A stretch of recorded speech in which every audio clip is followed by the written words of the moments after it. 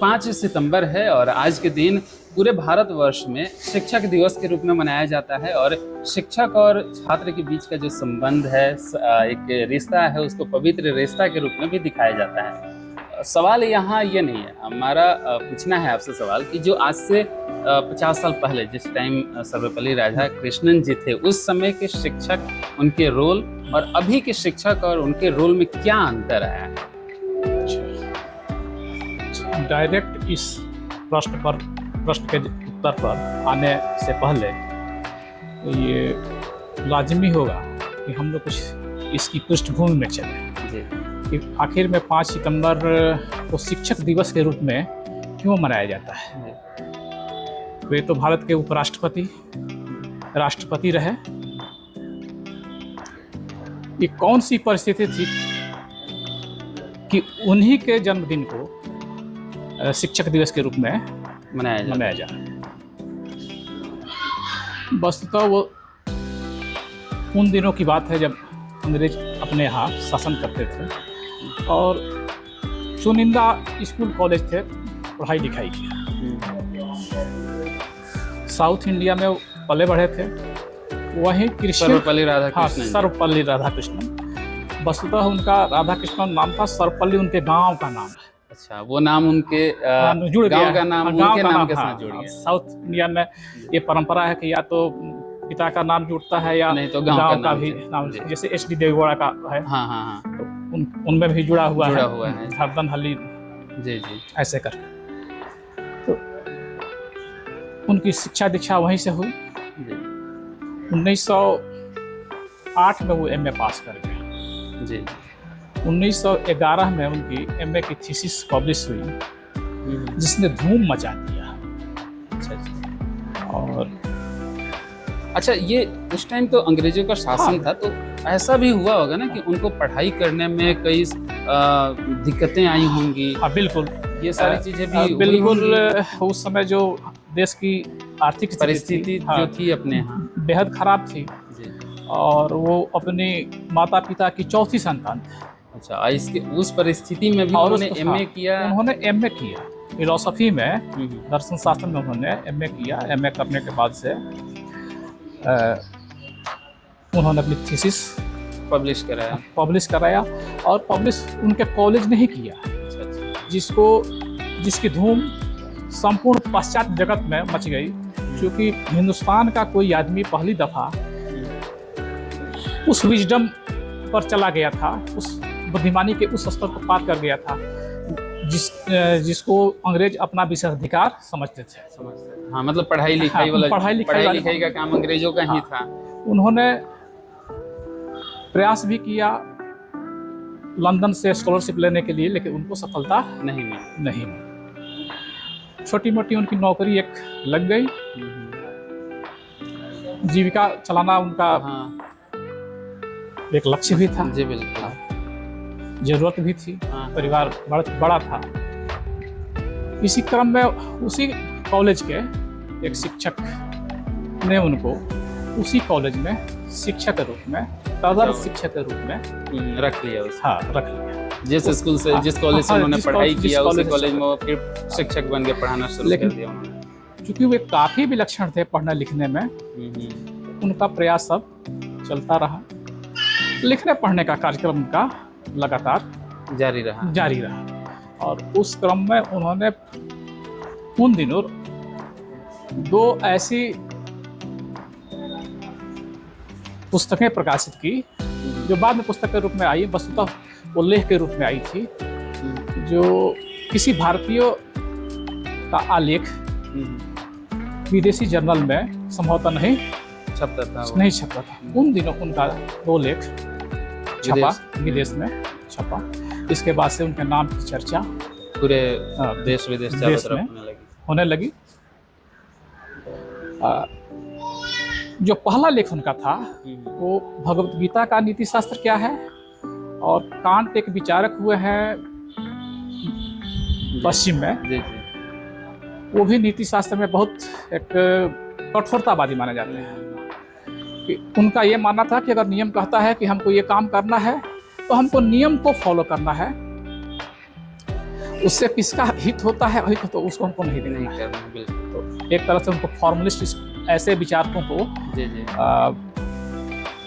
Formalist कहते हैं, आकारवादी कहते हैं। आकारवादी, वो नियम के पीछे चलते हैं। जी जी। लेकिन ऐसा नहीं था कि वो सिर्फ गलत सलत नियमों को, हाँ मतलब जो हाँ, भी समाज को एक पॉजिटिव मैसेज हाँ, दे वैसे उस- नियमों को फॉलो करने वाले हो। उन्हें ये व्यवहारिक जीवन में, मनुष्य के जीवन में कैसे शुचिता आए, जी पवित्रता आए, इसको लेकर कांट बहुत सी जगह आते थे। जी जी इस चीज का उन्होंने अध्ययन किया। और फिर अपने यहाँ जो भगवत गीता है, जी जी तो वहाँ तो कहा जाता है कि भगवत गीता कर्म मार्ग का अनुसरण करती है। जी जी। भागवत गीता का हाँ। तो भागवत गीता में जो भी उपदेश भगवान श्री कृष्ण ने दिया है उसको तो वैज्ञानिक भी उसको फॉलो करके हाँ, कई बिल्कुल। इन्वेंशन किए हुए हैं। हाँ, अब ये भगवत गीता के ही उपदेशों पर जी हम अभी और बताएंगे। हाँ। मेरे साथ जो सिवान डीएवी है, सिवान डीएवी कॉलेज के प्रोफेसर हैं श्री चंद्रभूषण जी। इनसे हम आज शिक्षक दिवस है, इन्हीं के ऊपर हम चर्चा कर रहे हैं और इसके ऊपर हम आगे जो विषम परिस्थिति में शिक्षक थे उनके सामने कौन सी परिस्थितियां आई रही हैं उन सब के ऊपर भी चर्चा करेंगे। वर्तमान में भी शिक्षकों के साथ क्या दुविधाएं हैं, शिक्षकों के साथ कौन सी समस्याएं उत्पन्न होती है और बहुत ऐसे शिक्षक हैं जो जानबूझकर क्या बोलते हैं मतलब वो शिक्षक के लायक नहीं है और शिक्षक रहते हैं। इन सभी के ऊपर चर्चा करेंगे। लेकिन अभी हम लोग वो भागवत गीता पर थे, हाँ, उससे हम आगे बढ़ते हाँ, हैं। तो भगवत गीता के आदर्शों को या उसमें जो बताई गई शिक्षाएं हैं उसको पढ़कर जो एटम बम का आविष्कार हुआ, जी जी वो हुआ वो है। वहीं हाँ, से हुआ हाँ, है, वहीं एटम से बम। हुआ है। बस तो मैं नाम अभी भूल रहा हूँ। जी जी जी इतना मैंने कर्म के प्रति समर्पण है भगवत गीता में। जी जी और तिलक, ये लोकमान्य तिलक, बाल, तो इनको बाल गंगाधर तिलक कहते हैं, जी जी तो प्यार से हम लोग लोकमान्य तिलक तिलक भी कहते हैं। करते हैं। जी तो उन्होंने भगवत गीता पर एक पुस्तक भी लिखी है। भगवत गीता की मतलब व्याख्या है, जी जी और अंग्रेजी में वो पुस्तक है। जब मांडले जेल में थे, जी जी वो कल वो बर्मा में मांडले जेल था, हाँ हाँ हाँ वहीं उन्होंने लिखा है। और जेल के अंदर हाँ, उन्होंने लिखा। तो उन्होंने कहा है कि एक त्रिवेणी है गीता। कुछ लोग कहते हैं कि कर्म मार्ग है, कुछ लोग कहते हैं कि संन्यास मार्ग है, कोई कहता है कि भक्ति मार्ग है। भक्ति मार्ग है। जी तो जिसको जो देखना है उसमें हाँ, दिखता है। भगवान और श्री तीन- कृष्ण का उपदेश जिस हाँ, रूप में दिख देख जाए हाँ, वही है। तो व्याख्या होती है, अपनी जी। अपनी व्याख्या है। तो ये तो बात रही भागवत गीता की। अब हम आते हैं अपने मुख्य जी। टॉपिक पर। जब 1962 में राष्ट्रपति के रूप में इनका निर्वाचन हुआ, उसके पहले ये 1939 में आंध्र प्रदेश में किसी विश्वविद्यालय में इसको पहली बार वाइस चांसलर के रूप में नियुक्त किया गया। और वो यूनिवर्सिटी अभी नई नवेली थी, तो बल्कि पूरी उसकी संरचना खड़ी भी नहीं हुई थी। लेकिन उस दरमियान उन्होंने इस तरह की शिक्षा दी, इतने उम्दे तरीके से उन्होंने बच्चों को पढ़ाया, वहाँ का एडमिनिस्ट्रेशन देखा कि उस यूनिवर्सिटी की ख्याति दूर दूर तक फैलने लगी। जी उसके बाद से 1945 में जब ये संयुक्त राष्ट्र संघ की स्थापना हुई सेकेंड वर्ल्ड वॉर जी। से, और यूनेस्को उसकी एक विंग है, एक संस्था है जिसमें कल्चरल एजुकेशनल चीज़ों को रखा जाता है। तो उसका जो मेंबर थे, कमेटी मेंबर, उसमें पहले भारतीय थे राधा कृष्णन, जो उसके बोर्ड में मेंबर बने। हाँ, बोर्ड मेंबर में थे। उसके बाद से ये अपने बनारस हिंदू यूनिवर्सिटी में वो वाइस चांसलर है। Vice chancellor. और इस बीच में मैं एक ये कालक्रम इधर उधर हो सकता है, लेकिन बीच में ये प्रेसिडेंसी कॉलेज कलकत्ता में जॉर्ज पंचम चेयर था, उन पर इनकी मतलब ओवरऑल मिलाकर जो शिक्षा के क्षेत्र में इनका एक अच्छा खासा योगदान रहा। अतुलनीय योगदान रहा है। मतलब एक शिक्षक तो सारे हैं, लेकिन एक मतलब जो विषम परिस्थिति अपने यहाँ देश में थी अंग्रेजों के काल में, उस समय भी इन्होंने सारी चीजों से लड़ते हुए एक बेहतर मतलब शिक्षा के क्षेत्र में इन्होंने काम किया। ये इतने अच्छे शिक्षक थे कि जब कलकत्ता प्रेसिडेंसी कॉलेज से इनका ट्रांसफर होने लगा, बच्चे इतने प्रभावित थे कि उस समय जो रथ के आकार का जो चलता है वो बग्घी, जिसको हम लोग बोलते हैं, बग्घी, तो बगही में घोड़ों को नहीं जुता गया, इनके शिष्य से बैठाकर इनकी विदाई ये की। कहानी काफी प्रचलित है, आज भी इस बताया जाता है। इस तरह का स्कूलों में। समर्पण इनके शिक्षा के प्रति था और इनके छात्रों का भी इनके प्रति। अच्छा, इसी तरह जब बेहद बड़ा ये हम 5 सितंबर को उनके जन्म दिवस के हाँ। अवसर पर शिक्षक दिवस के रूप में मनाने लगे, और ओवरऑल हमारे जितने भी देश के शिक्षक हैं, देश ही क्या देश विदेश हर एक जगह के शिक्षक जो भी मतलब जो कुछ हमें सिखा रहे हैं वो हमारे शिक्षक हैं, और उनको हम समर्पित करते हैं उनके जन्मदिन को। तो हम कुछ ऐसी बात करना चाह रहे हैं आपसे कि देखिए, अभी हम लोगों ने बात किया कि अंग्रेजों के समय में हमारे यहाँ विषम परिस्थिति थी। जैसे अभी आपने बताया कि पढ़ाई लिखाई का काम अंग्रेजों का था उस समय के लिए, भारतीयों को पढ़ने नहीं दिया जाता था, या वैसे लोग जो थे खूब बढ़े चढ़े थे वो लोग पढ़ाई वढ़ाई करते थे, और बाकी जो एक एवरेज थे या जो निचले स्तर के लोग थे वो नहीं पढ़े, उन्हें नहीं पढ़ने दिया जाता था। वैसे भी परिस्थिति में इन लोगों ने पढ़ाई किया और देश के लिए बेहतर किया। उसके बाद आज़ादी के बाद भी हमारे देश के अभी भी ऐसा कहा जाता है ना कि पुराने ज़माने के जो शिक्षक थे वो सच में शिक्षक थे। अब क्या हुआ है ना कि शिक्षा और शिक्षक एक रोजगार का माध्यम बन गया। ठीक है, रोजगार चाहिए लेकिन व्यापार नहीं। हाँ ठीक है, ठीक है, हम इसी के ऊपर चर्चा करना चाहते हैं। तो वहाँ तक आने के पहले एक चीज़ और मैं आपको जोड़ना चाहूँगा, जो कि शिक्षा से ही जुड़ी ही बात है। जो आज के डेट में यूनिवर्सिटी सर्विस कमीशन कहलाता है, तो बनारस हिंदू यूनिवर्सिटी से जब ये रिटायरमेंट लिए डॉक्टर राधाकृष्णन, तो उनको भारत सरकार ने 1949 में, तो उस समय नाम कुछ दूसरा उसका था, शिक्षा आयोग था, भारत शिक्षा आयोग करके जिस तरह से नाम था, वहाँ पर इनको चेयरमैन के रूप में रखा गया। और उन्होंने जो एक भावी शिक्षा, स्वतंत्र भारत में शिक्षा का रूप क्या होगा, किस दिशा में शिक्षा को जाना चाहिए, इसमें पारंपरिक मूल्यों का आत्मसात होना चाहिए या नहीं होना चाहिए, या जो नए मूल्य हैं जो तथाकथित विकसित लोग माने जाते हैं, उनके विचारों को एक साथ यूनाइट करके हम आगे चलें या अपने मूल्य को ही आगे बढ़ाते रहें। इन सारी चीज़ों को उन्होंने ध्यान में रखते हुए एक शिक्षा की नीति बनाई और उस पर हमारा देश आगे बढ़ा। इसलिए कभी कभी यह भी कहा जाता है कि ये यूनिवर्सिटी ग्रांट कमीशन, विश्वविद्यालय सेवा आयोग के ये पहले अध्यक्ष थे, लेकिन इस नाम से उस समय नहीं जाना जाता था। उस समय कोई दूसरा नाम। तो यह कहा जा सकता है कि चूंकि ये सूत्रधार थे, पायोनियर थे, पहले प्रवर्तक इसको कह सकते हैं कि शिक्षा नीति के, भारत में शिक्षा की नीति किस तरह की होगी, तो उसके पहले चेयरमैन यही थे जी। तो इनको श्रेय जाता है जी। मतलब ओवरऑल मिला के एजुकेशन में जो सर्वपल्ली राधाकृष्णन जी हैं, उनका योगदान अभी के वर्तमान में हमारा जो भारत दिखता है, इसका नींव इन्होंने ही रखा। इन्होंने बिल्कुल। और इनका त्याग देखिए, जब 62 में इनको प्रेसिडेंट बनाया गया, तो इनके कुछ मूर्धन्य शिष्य जो उस समय प्रख्यात शिक्षक हो चले थे, देश विदेश में काफ़ी नाम कमा चुके थे, वो इनके यहाँ अप्रोच करते हैं कि गुरुजी मैं आपके बर्थडे को सेलिब्रेट करूँगा। वहाँ अपने शिष्यों को प्रेम से समझाते हैं कि आप व्यक्तिगत मेरे बर्थडे को क्यों सेलिब्रेट करेंगे, आप हमारे शिष्य हैं, आप हमारे छात्र हैं, हम आपके गुरु रहे हैं, आपको लगता है कि शिक्षा के क्षेत्र में मेरा योगदान है, तो शिक्षक दिवस के रूप में मेरे जन्मदिन को आप शिक्षक दिवस के रूप में मनाएं। तो वहीं से ये परिपाटी चल पड़ी। और फिर 1965 में उनको चाहने वाले, उनके समर्थक लोग पूरे ऑल इंडिया से स्तर पर उनका सम्मेलन एक होता है, वहाँ पर ये बात सामने लाई जाती है कि क्यों नहीं इनके, उनका प्रस्ताव था ही, उन्होंने एक सलाह दी थी कि हमारे जन्मदिन को नहीं मनाया जाए, मतलब मेरे लिए व्यक्तिगत समाज के लिए, शिक्षक समाज के लिए मनाया जाए, इसलिए आप उसको किया जाए। तो 1967 से पहली बार शिक्षक दिवस के रूप में मनाया जाने लगा। और भारत सरकार ने शिक्षा के क्षेत्र में उनके योगदान को स्वीकार भी किया है।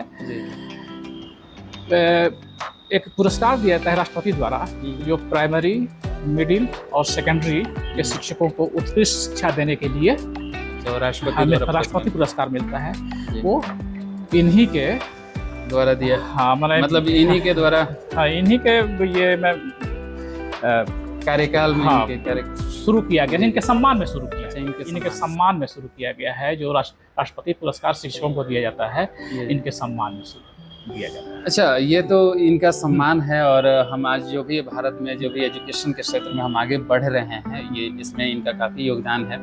और इसके साथ साथ और भी बहुत ऐसे शिक्षक हैं जिनका योगदान है। अभी वर्तमान में हम बात कर रहे थे, चूँकि अभी जैसे न्यू एजुकेशन पॉलिसी आ गया है, न्यू एजुकेशन पॉलिसी पर एजुकेशन दिया जा रहा है, तो ठीक है, भारत सरकार कुछ बेहतर करने की ही कोशिश कर रही है।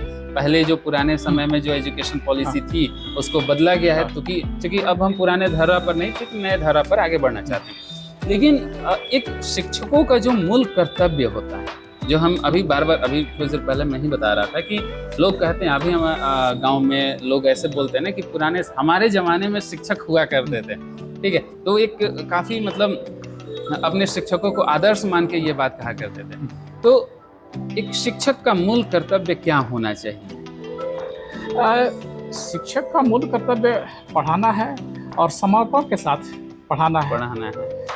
अभी जो विकृति आप समाज में देख रहे हैं, उसके लिए केवल शिक्षक ही जिम्मेदार नहीं है। शिक्षक पर ये आरोप मढ़ दिया जाता है। ठीक है, ये कहावत है कि एक मछली सारे तालाब को गंदा कर देती है। तो समय के साथ समाज के हर क्षेत्र में विकृति आई है, शिक्षा जगत में भी कुछ विकृति आई है, लेकिन केवल यह एक मिथ्या दुष्प्रचार किया जा रहा है कि शिक्षक ही उसके लिए जिम्मेदार है। ये गलत कहानी। अच्छा, जैसे मैंने बताया ना कि ठीक है, शिक्षा है, लोगों को रोजगार चाहिए, लेकिन उस रोजगार को लोग व्यापार के रूप में अभी जो शिक्षा को थोपने लगे हैं, इसमें क्या है? कौन थोपने लगे हैं शिक्षा को? जैसे कि कुछ हर एक जगह की बात नहीं है, गवर्नमेंट की तो हम बात हटा ही देते हैं। गवर्नमेंट के अलावा जैसे कि कुछ लोग पब्लिकेशन, जो बुक पब्लिकेशन है, उसको लेकर बोलते हैं कि ज़बरदस्ती किताबें थोप दी जाती है प्राइवेट स्कूलों में, वो अनवांटेड बुक्स होती है उसको थोप दी जाती है। तो इसमें कहीं ना कहीं ये सरकारी नीतियों का सवाल है, और इसके लिए शिक्षक जिम्मेदार नहीं हो सकते हैं। सरकार को इस पर सोचना चाहिए। आज के तारीख में भी देखिए, शिक्षा में गिरावट है, निश्चित रूप से इसको हम स्वीकार कर सकते हैं, लेकिन गिरावट की जड़ तक कोई नहीं जाता है। अच्छा, यहाँ पर बीच में आपकी बात को काटेंगे। अभी डिजिटल युग में जैसे आप लोग कुछ, चूँकि आपकी जो उम्र है, उम्र के हिसाब से आपने पुराने समय से पढ़ाना शुरू किया है, उस समय भी आप लोगों ने पढ़ाया होगा। अभी के भी लड़के हैं जो डिजिटल इरा है, डिजिटल इरा के बच्चों को भी आप पढ़ा रहे हैं। जो स्टूडेंट हैं, स्टूडेंट में क्या बदलाव आया है? स्टूडेंट अब ड्यूटी को ड्यूटी के रूप में, मैंने शिक्षा को अपना प्राथमिक कार्य नहीं समझ रहे हैं। इस शिक्षा को आज का अधिकांश शिक्षक, अधिकांश स्टूडेंट, शिक्षक, टीचर यही मानता है कि मेरा सेकेंडरी काम है। हर एक विद्यार्थी कोई दूसरा काम कर रहा है। यहाँ पर हम लोग जो, मैं पिछले 28 साल से इस कॉलेज में हूँ, उन दिनों से देख रहा हूँ कि क्रमशः गिरावट आई है, और केवल शिक्षक तो आते हैं, जो नॉर्म्स उनका ड्यूटी है, आना है। शिक्षक जो ट्रेनिंग करना है उसके लिए वो बाहर जाते हैं, सब कुछ करते हैं। आखिर में शिक्षक आएगा और बच्चे को पढ़ाएगा क्यों नहीं? अगर बच्चे रहें, आप देख सकते हैं, सरकार को इस पर सर्वे कराना चाहिए कि बच्चे क्लासरूम तक क्यों नहीं आते हैं। प्रॉब्लम यहाँ तक है, बच्चों को क्लासरूम में लाना। अच्छा, इसमें मोबाइल फोन और ये लैपटॉप और ये कितना, और जैसे इंस्टाग्राम रील, यूट्यूब, फेसबुक, ये भी कुछ सोशल मीडिया की बात करें तो सोशल मीडिया के भी कारण हो सकते हैं क्या?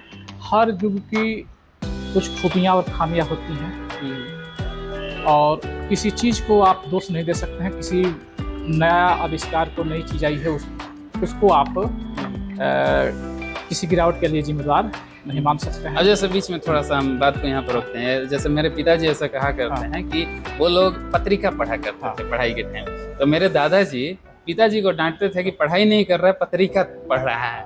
तो वो मुझे लगता है कि वही चीज अब पत्रिका बदल गया सोशल मीडिया पर। पढ़ाई नहीं कर रहा है, सोशल मीडिया देख रहा है। सोशल मीडिया देख रहा है तो उसमें काम की चीज नहीं देख रहा है, बहुत सारी चीजें उस पर है। हाँ, इतनी अच्छी अच्छी चीजें हैं। अगर आप देखिए, एक चाकू एक ही है, उसी चाकू से किसी की आपकी हत्या शल्य भी- क्रिया की जाती है, जी, आपका गला सर कलम कर दिया जाता है, जी, जी। और डॉक्टर जो है उससे आपका हाँ, ऑपरेशन करता है, ऑपरेशन शल्य करता क्रिया है। करता है। और जब उसका रूप बदलता है तो हमारी माताएं और बहनें घर में उसे सब्जी भी काटती सब्जी बनाती हैं। जी, जी, तो उसमें चाकू का कहाँ दोष है? चाकू का दोष नहीं, हम उपयोग कैसे कर रहे हैं जी। उसमें कहीं ना कहीं नीचे से ऊपर तक। देखिए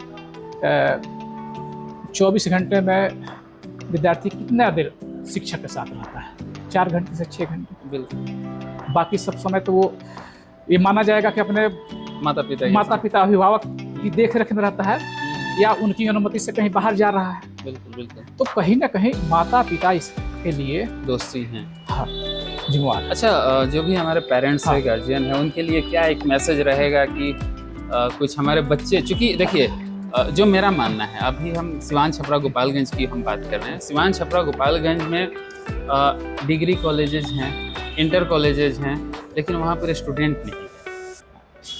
तो इसके लिए हम अपने पेरेंट्स, जो भी अभिभावक हैं, उनको क्या ऐसा करना चाहिए कि उनके बच्चे स्कूल तक पहुँचे, कॉलेज तक नहीं। पहुँचे? ये पहले तो जब बच्चों का लालन पालन घर पर शुरू होता है तो ऐसा संस्कार डालें, ऐसी आदत डालें। संस्कार मतलब अच्छी आदतें डालें, ताकि वो अच्छी बातों का अनुसरण करें। जी, बिल्कुल। ठीक है, प्रवृत्ति रहती है, अच्छा बुरा करने की समझ शुरुआती दौर में नहीं होता है, लेकिन इसीलिए बच्चों पर गार्जियन का अनुशासन, अभिभावक का अनुशासन, उसके माता पिता का अनुशासन, समाज का अनुशासन।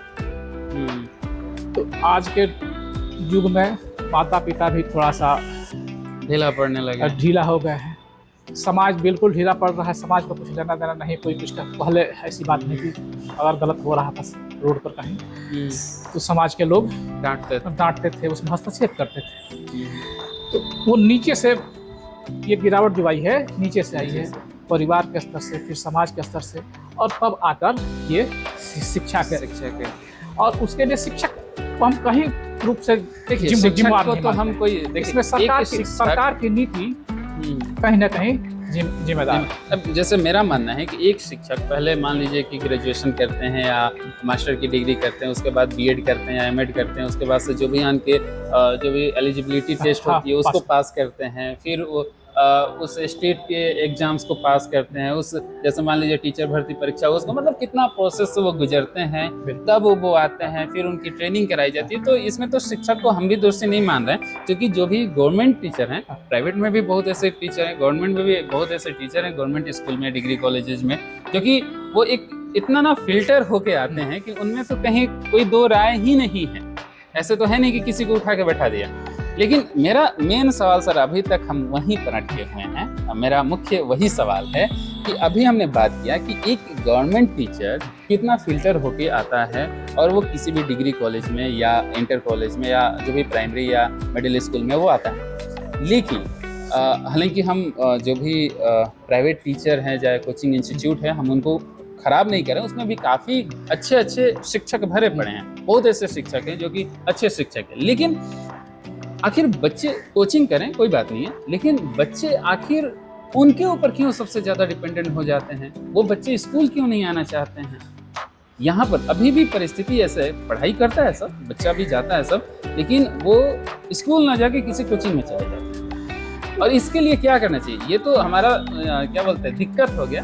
अब हम इसके सोल्यूशन के चक्कर में हैं कि इसका सोल्यूशन क्या होना चाहिए? सोल्यूशन ये है कि गार्जियन सजग रहे, बच्चा उसका चलता है घर से, वो विद्यालय पहुंचा कि नहीं पहुंचा, ये देखें। इसके लिए घर से चला, रास्ते में रुक गया, कॉलेज नहीं आया, इसके लिए शिक्षक तो जिम्मेदार नहीं है। अगर शिक्षक आएगा, इतने अच्छे शिक्षक हैं, आपने कहा कि फिल्टर हो गया है, निश्चित रूप से जो प्राइवेट संस्थानों में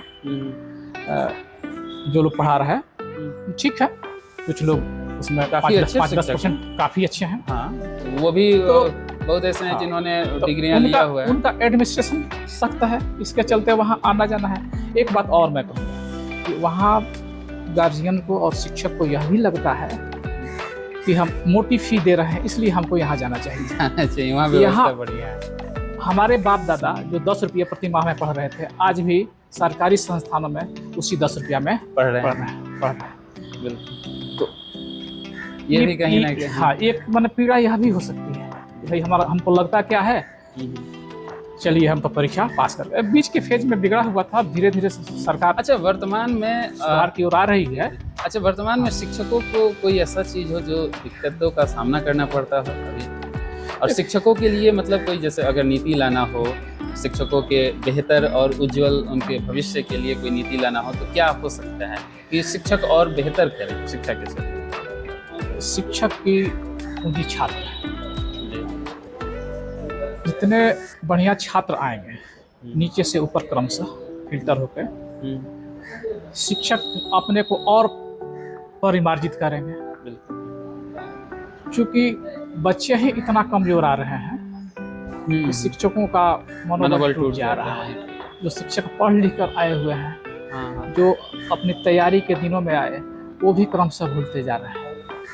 डेली एग्जाम जो हॉल केवल एग्जाम सेंटर होता है, एग्जाम सेंटर के बाहर की वीडियो आते रहती है, देखते रहते हैं। तो एक दिन में व्यवस्था नहीं बदली है और ना एक दिन में ये व्यवस्था सुधरेगी। सरकार का अभी जोर है, कुछ अभी पिछले साल भर से सरकारी नीतियों में कुछ बदलाव किए गए हैं। स्कूल कॉलेज को, सरकारी स्कूल कॉलेज को भी मॉनिटर किया जा रहा है। ये अच्छा एक पहल है। स्पेशल बिहार में जो अभी पिछले साल से जो परिस्थिति बदली है, तो कुछ परिस्थिति बदल रही है, लेकिन अभी संपूर्ण परिस्थिति बदलने में बहुत वक्त लगेगा, जो मैं व्यक्तिगत रूप से महसूस करता हूँ। ये तो हमारे साथ अभी शिक्षक थे, इनका काफ़ी अच्छा एक्सपीरियंस भी रहा है और इनका भी यही मानना है कि एक शिक्षक हमेशा एक छात्र के लिए समर्पित रहता है और ऐसा कभी कोई भी शिक्षक नहीं चाहता है कि वो छात्र को नहीं पढ़ाए। अगर छात्र पढ़ना चाहता है तो शिक्षक जरूर पढ़ाएंगे। तो बस आज के लिए बस इतना ही। अगले एपिसोड में मिलेंगे फिर किसी नए व्यक्ति के साथ, नए टॉपिक पर। आप देख रहे हैं रेडियो स्नेही का यूट्यूब चैनल 90.4 FM। सुनो सुनाओ प्यार बढ़ाओ।